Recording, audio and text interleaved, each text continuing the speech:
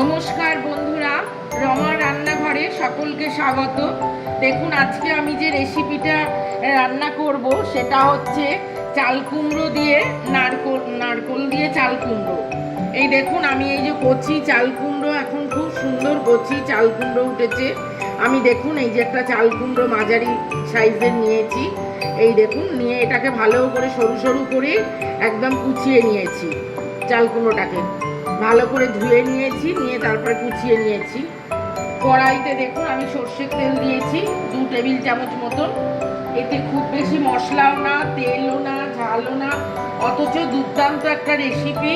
আমি যেভাবে করছি আপনারা ঠিক এইভাবে করুন, করে খান।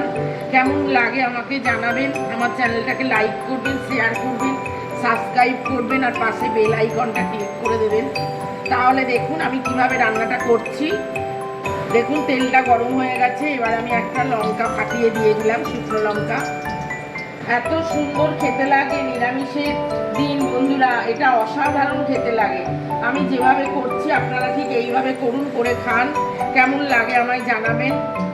এই দেখুন এতে একটুখানি সর্ষে ফোড়ন দেব।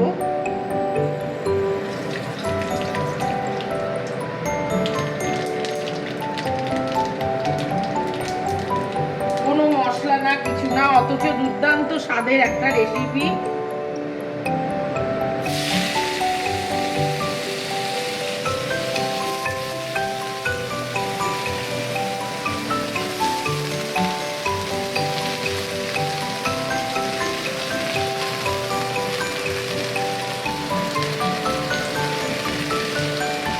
যাদের নারকোল দিয়ে সহ্য হবে না তারা এমনি করে খাবেন, তাতেও খুব ভালো লাগবে।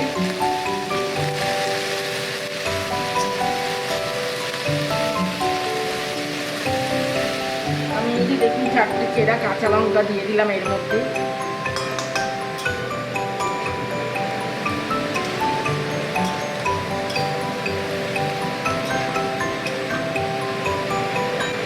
এবার নুন দিয়ে দিচ্ছি, আর একদম সামান্য একটুখানি হলুদ দেব। কেন এই চাল কুমড়োর তরকারিতে বেশি হলুদ দিলে ভালো লাগে না দেখতে, অথচ সামান্য একটুখানি হলুদ দিলাম।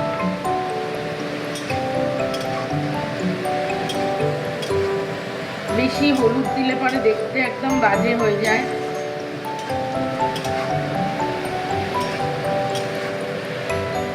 এই যে দেখুন বন্ধুরা, নারকেলটা আমি এই যে পুড়িয়ে রেখেছি। এবার নারকেলটা ওর মধ্যে দিয়ে দেবো।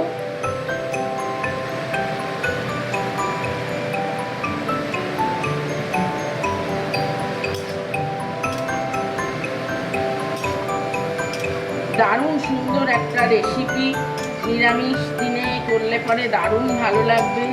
এটা দিয়েই সব ভাত খাওয়া হয়ে যাবে। এত অপূর্ব স্বাদের একটা রেসিপি। আপনারা ঠিক এইরকমভাবে করুন, করে খান। কেমন লাগে আমাকে জানাবেন। আমার চ্যানেলটাকে লাইক করবেন, শেয়ার করবেন, সাবস্ক্রাইব করবেন। এতে আর কিচ্ছু লাগে না, কিচ্ছু দেব না। লাস্টে শুধু একটু মিষ্টি লাগবে, সব শেষে একটু মিষ্টি দেবো।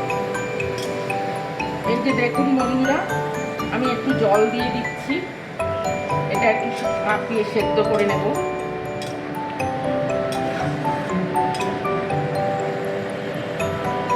অল্প করে একটু জল দিয়ে দিলাম। এবার একটা চাপা দিয়ে দেবো।